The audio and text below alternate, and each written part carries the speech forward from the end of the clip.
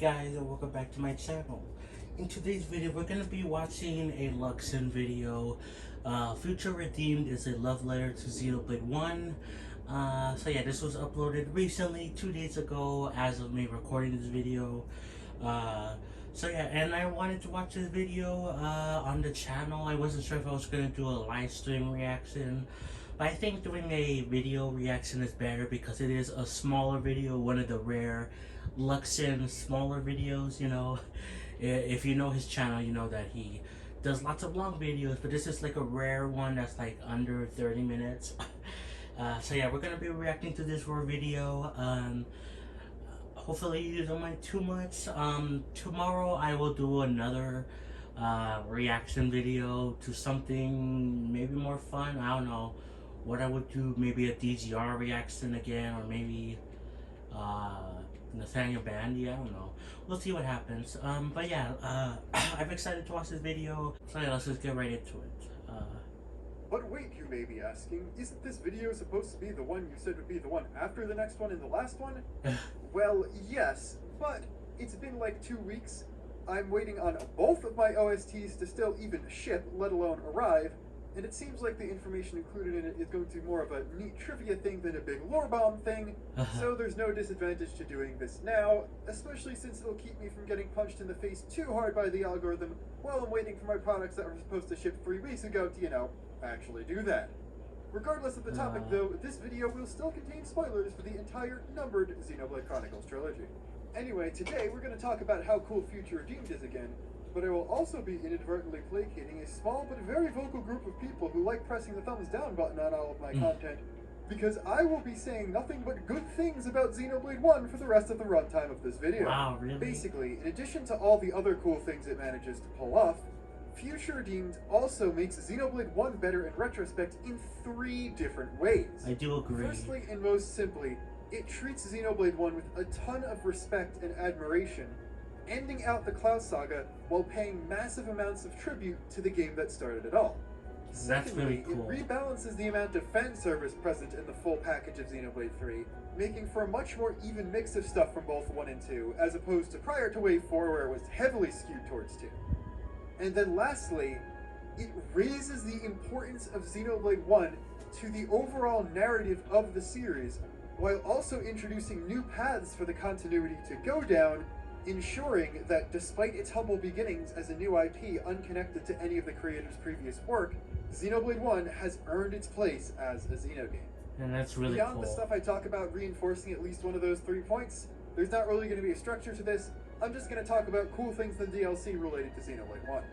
One thing I do think is relatively easy to miss because it is admittedly kind of semantics based is the composition of your party. Ignoring Niall, there are 6 members of the Future Redeemed party.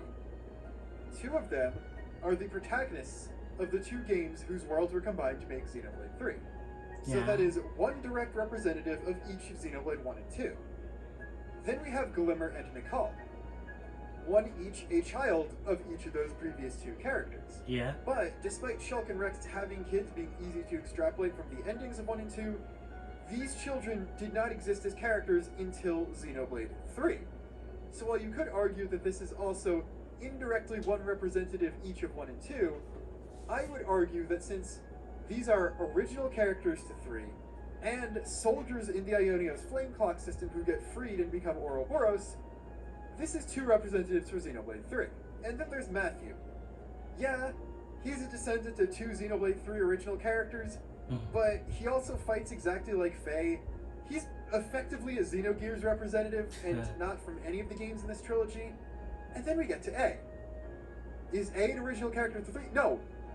A is, for all intents and purposes, Alvis from Xenoblade 1.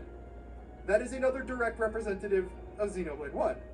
So, out of Future Redeemed's party, Xenoblade 2 gets 1 representative, Xenogears gets 1 representative, Xenoblade 3, the game it is a DLC of, gets 2 representatives, and then Xenoblade 1 also gets 2. More emphasis is being placed on 1, just from the characters you're allowed to I don't know control. if I would agree with that, Then, but I do get where he's coming way from. more concrete. Consider the Cent Omnia region itself. The main theme of the area does have a musical nod to Gower Plain in it, and that's neat and all. But think of how many Xenoblade 1 areas are represented in there. Obviously, there's a ton of Bionis Lake in there, but there are also elements drawn in from Tephra Cave, Satoral Marsh, Machina Forest, Valak Mountain, Prison Island, even Bionis Shoulder from Future Connected, not to mention the entirety of the old town of Colony 9 still being present. And that's really cool. Xenoblade 2, on the other hand, gets a ton of Tantal and then one island from the Cliffs of Moratha. In addition to just lending to the whole circular feeling for the entire trilogy that Future Games aims for, I think this is also pretty justified, given how the majority of Etia is Gormott and not Bionis Lake, and how Keves Castle region, despite being the seat of power of Keves, is more Ardain, and just generally how there are a few more Xenoblade 2 locations referenced, and specific landmarks brought over compared to Xenoblade 1. I know the Mechonis' sword is like the big goal for half of the game, but even then, Araya is also on the box art. It's also iconic at the Ionia skyline. Yeah. I think it's a bigger explorable area, and also just a more interesting set piece as a gameplay thing compared to the sword, which, by the way, the city isn't even permanently located there in the first place. It's just sad. I do think that there's probably a technical reason for it too.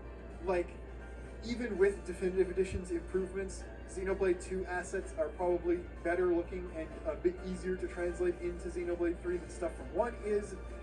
In spite of that, though, Bionis definitely deserves some love and it received. The DLC even uses its callbacks to those locations particularly well. Just think of the multiple unique monsters with similar names in the exact same place as the original versions in Xenoblade 1 were. Or all the small location discussions where Shulk reminisces about something. Or the fact that the story climax involves visiting Prison Island on your way to fight a false god using the power of the Ontos Core again. Yeah, that's cool. Is actually an intentional plan by the villain to mess with Shulk.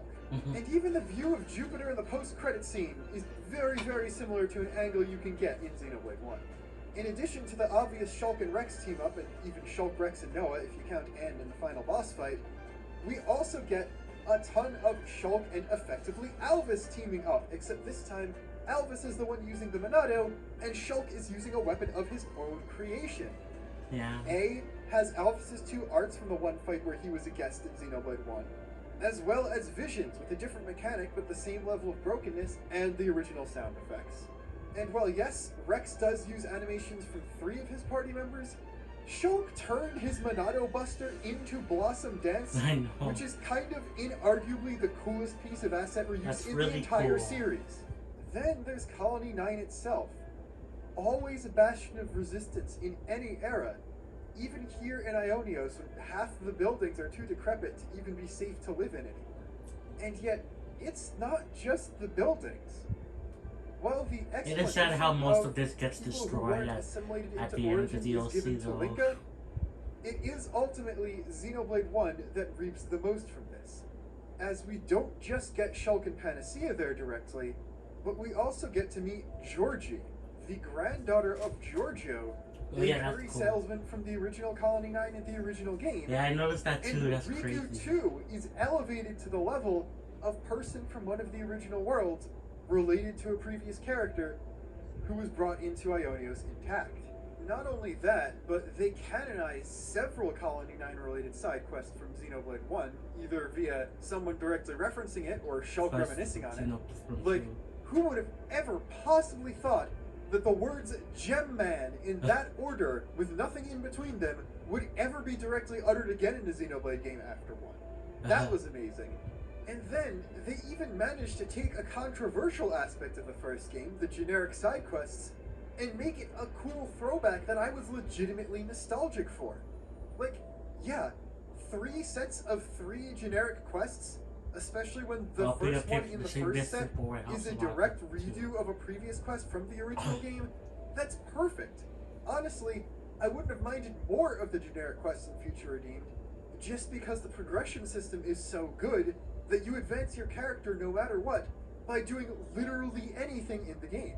And while we have Riku on the mind, yeah, it's incredible the way they gave the explanation for who he actually is And it didn't only help him make more sense. Yeah, that's cool. It gave more to Ricky, just like Future Connected did with Kino and Nene, but it also gave a ton more to Melia, which is especially important. That's cool. Because of the two queens, Nia definitely got it way, way better. Yeah, Nia got it so much better. So even though she doesn't physically appear, Melia's character gets expanded on in the DLC.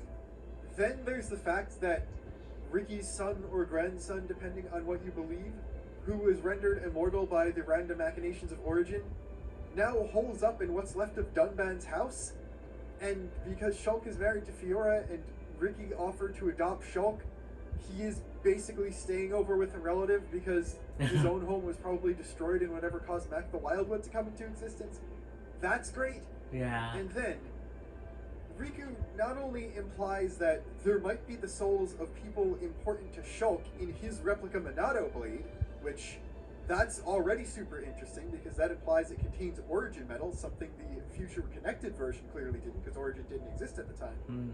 But then, the implication that Lucky 7 got its name because it holds the souls of 7 people important to Melia.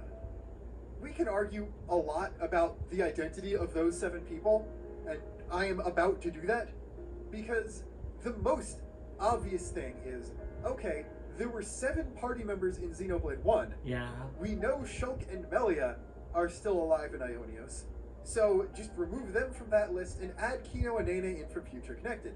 Boom, that makes sense. Okay, but there's the weird tomb thing for Ricky in Mac the Wildwood in the main game. Does that mean that Ricky was avatared into Ionios and then killed? Remember, he will still be brought back as normal at the end. That doesn't mean he's gone for good. Yeah, okay, that gets rid he's of still one. alive at the end. So then you have to put Tyrea in there, but then there's also Teal'c, and that's a little weird.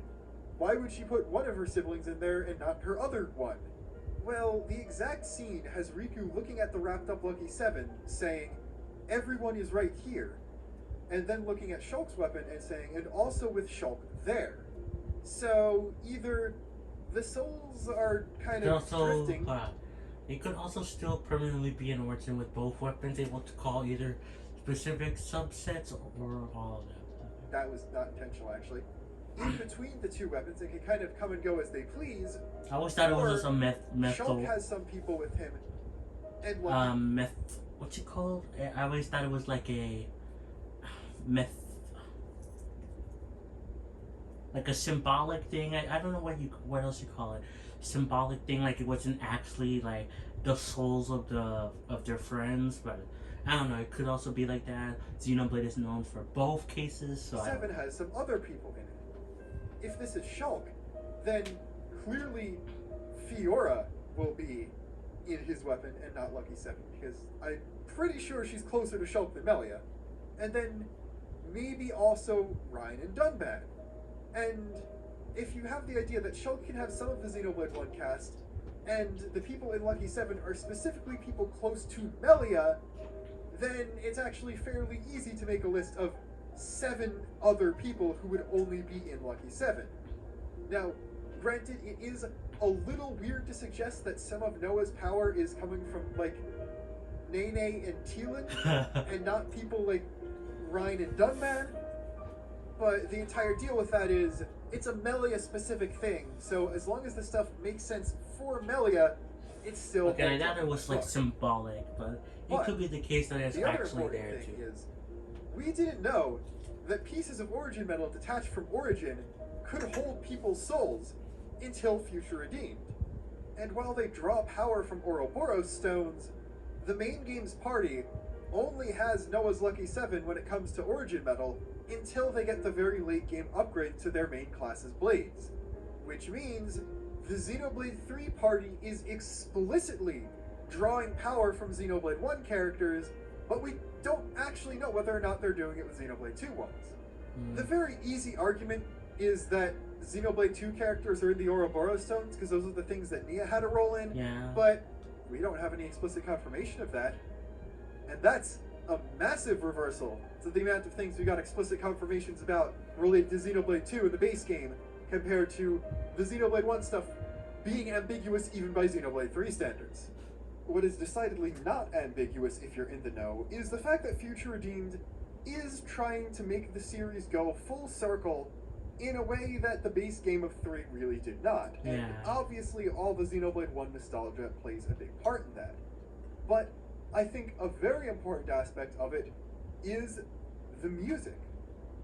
Cresting the hill into Yesterdale would have been a peak experience for longtime fans no matter what played there, but the fact that they went so far as to play, admittedly the definitive edition versions, of Colony 9 and Time to Fight just shows that they wanted this to be that's cool. an event, in a way, for longtime fans. Someone who had just played 3 and was going into Future Redeemed after that wouldn't even know that those two songs were from a previous game, because they're Xenoblade songs. They're going to sound like the other Xenoblade songs they've been hearing throughout the entirety of the base game and Future Redeemed up to that point. But those who know would know, and it's the kind of vibe that you only really get to this degree 2 other times in the entirety of Xenoblade 3. Now, there are plenty of songs that reuse leitmotifs overall from 1 and 2, and obviously a lot of theming around the Queen's music is reused from their respective games, but that stuff is changed up a lot more than the kind of thing I'm talking about, because obviously we're comparing it to literally reusing songs directly from Definitive Edition. The only 2 things to that degree that I would consider are Elise Highway, which is a largely optional area that I don't think gets nearly as much attention for the amount of Xenoblade 1 stuff they crammed in there, and of course the fact they went this far with the music, despite the entire distant fingertip being completely intact. And then Ino's quest playing Xenoblade 2's battle theme, which is part of the DLC, and part of the DLC's Xenoblade 2 fanservice problem. I'll admit this might just be a me thing, but while I don't really care either way about Time to Fight, the opening guitar section of Colony 9 elicits such a nostalgic, wistful feeling for me that I can't really put into words at all. And the fact that they stuck that in their thing that's supposed to be seeing you off and pointing us towards a new future, as is the Japanese name of the expansion, just speaks to something very profound with what they wanted to do with this game. It seems like they had 3 goals here. The first 2 were the ones they outright stated. Show us a bit about the future, expand more on the world of Xenoblade 3 and tell us a prequel, and then also remind us why Xenoblade 1 deserves the Xeno in its title. I would genuinely go as far to say that 3 did a bad job of that until Future Redeemed came out. 1 and 2 got roughly equal billing when it came to amount of things carried over into Ionios in base game 3, I will give you that much. However, there was just this kind of stigma overlying the entire thing that, despite the way they did the combat and the way they did overworld stuff and exploration being a bit closer to 1 than just a 2 sequel, there was just more 2 stuff around. We didn't really know what Xenoblade 1 actually brought to Origin other than building half of it, because Tora came from 2. The core crystal technology that we could see there came from 2. Maybe the metal came from Mechon armor, but that's not even confirmed as of now, so it kind of seems like the best minds of Bionis and Mechonis were left just following Tora's blueprints. Then there was the fact that Melia got a reminiscent scene about things that had happened in the past with her party members, while the Xenoblade 2 party got the photo showing a little bit about what happened to them in the future. And we were all making jokes about the founders and how most of them were connected to Rex in some way. So even when we were discussing the idea of a Founders prequel for the DLC campaign long before we knew what Future Redeemed would be, the idea was that it would still be just a lot of Xenoblade 2 stuff. And then the expansion pass started coming out, and most of the content was more Xenoblade 2 stuff. While the Land of Challenge-related stuff is as balanced between Xenoblade 1 and 2 as the rest of the game is, because it's mostly just stuff pulled from the rest of the game, and admittedly, in English at least, the Archsage is voiced by someone from Xenoblade 1. The 2 new heroes were just completely Xenoblade 2 stuff. Ino's entire shtick was fan service for the artificial blade stuff, and she potentially came with even more information about what Tora was up to following the end of Xenoblade 2. After that, we were all thinking, okay, obviously, the second DLC hero is going to have a Kavesi class, and it seems like they're going to be from the city. So they'll obviously be from one of the Kavesi houses, and we'll learn a bit more about Xenoblade 1 stuff. No. Then, no. Masha plays like a Kavesi for just role balancing purposes, but she's one of the Agnian houses, and after seeing Linka in Future Redeemed, we know that she is directly descended from two party members from Xenoblade 2, and her house has a tradition very heavily based in the beliefs of not only those party members, but also, say it with me again, Rex. That's already enough to be off-putting to someone who preferred Xenoblade 1, but then you also have to bring in the context of the big piece of baggage that I thought one would always have to deal with as long as this continuity of Xeno lasted.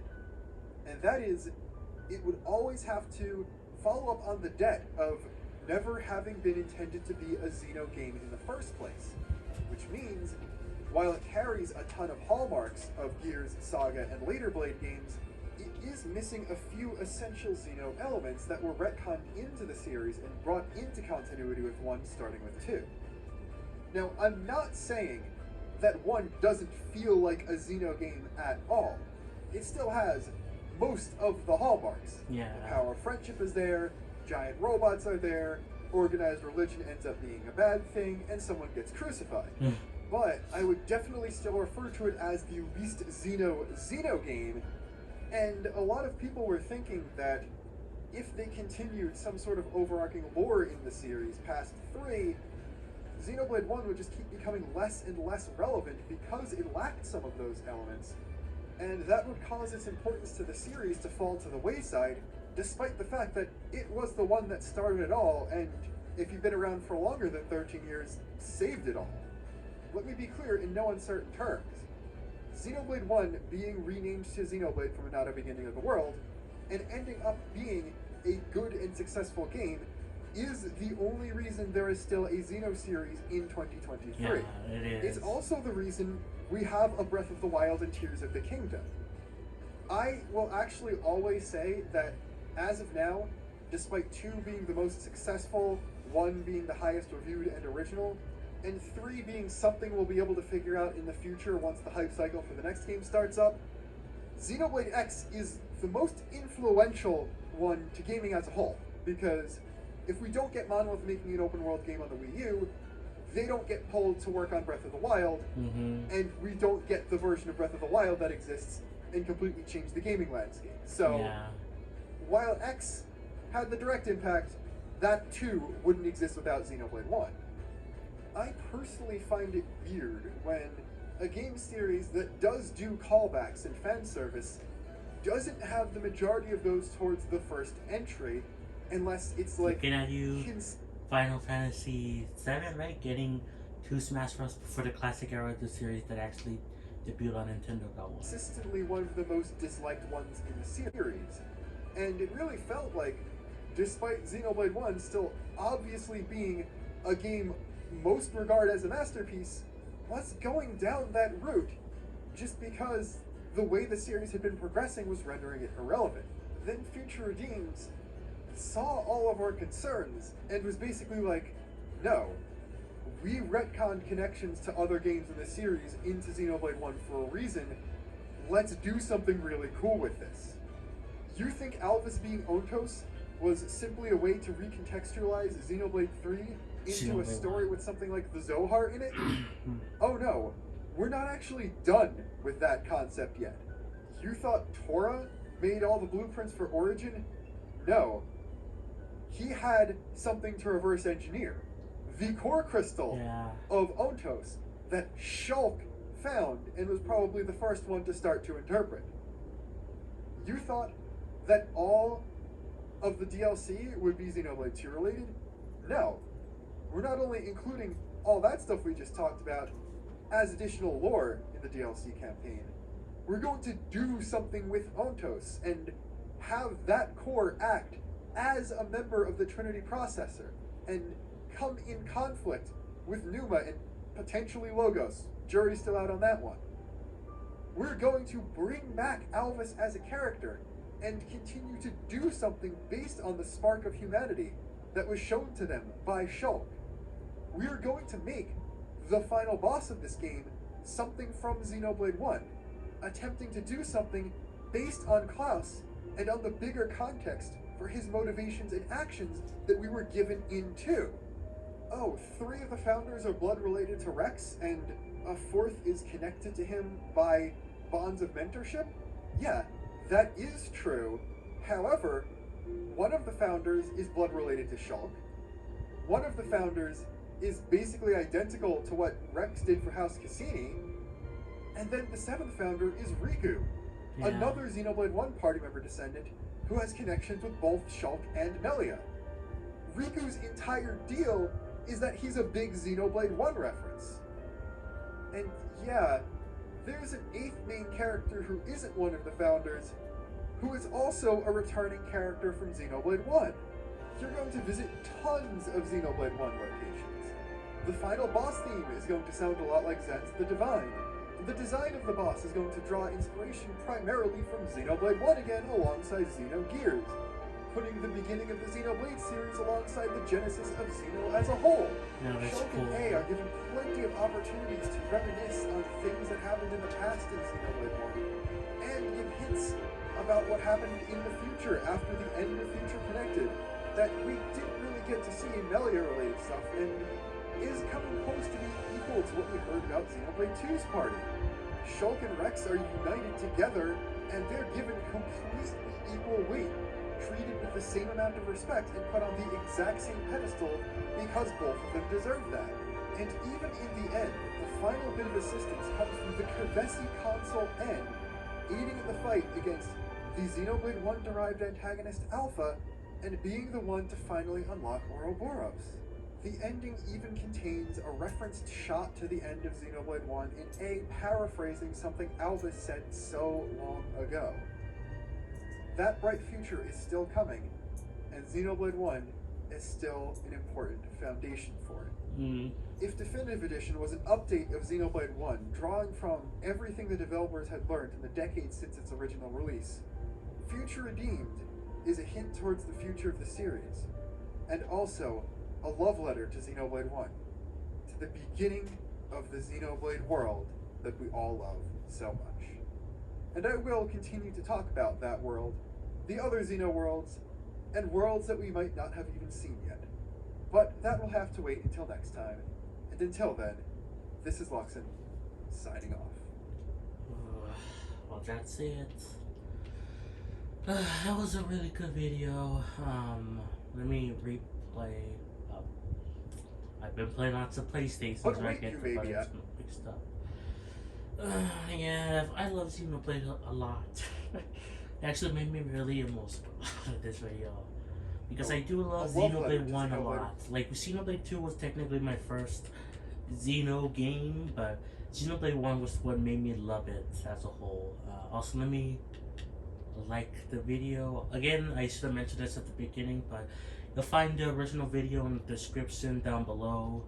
If you want to watch it yourself, everything's a love letter to Xenoblade 1. God made Earth as a could to salt making the universe. Oh yeah. Yeah, that's totally true. So with Xenoblade 1 as their first, as their all-time favorite game, this DLC was special to me. I'll revisit it many times. Yeah, me too. I love Xenoblade 1 so much, like a lot. I was here at the beginning and he proclaimed the end. Can't believe how much love Xenoblade 1 got in Future Redeemed. Stoked for the first time. Genuinely cried. Really good. One of the best things to the Xeno series is that they gave us Luxin. I do agree with that. Hey, I really enjoyed it. To do this, the "to me, to you" reference from the jam crafting, and again was one of my favorite callbacks. So the way I interpret the Souls of the Soul thing was that because both had origin metal, they both were influenced. Yeah, that's what I thought too. Like it was like, yeah, I think it's a little bit too literally That would be funny. I mean, it could go either way for Xeno games, you know. Forgetting that it gets really loud, yeah.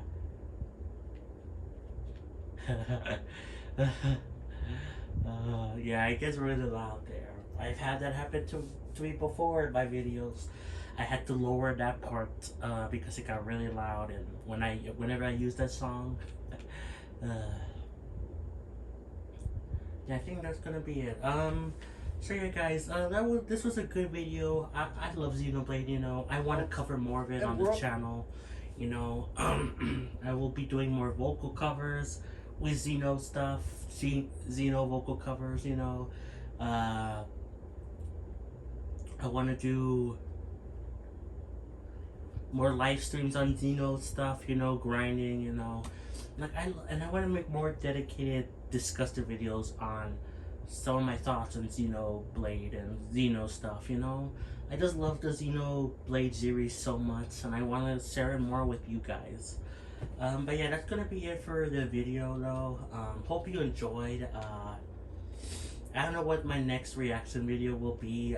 Maybe a DGR one. I don't know. We'll see what happens. I don't know. I'll decide. But yeah, thanks so much for watching, guys. Really do appreciate it. Like, subscribe, play some Xenoblade, and I'll catch you guys next time for more. Peace.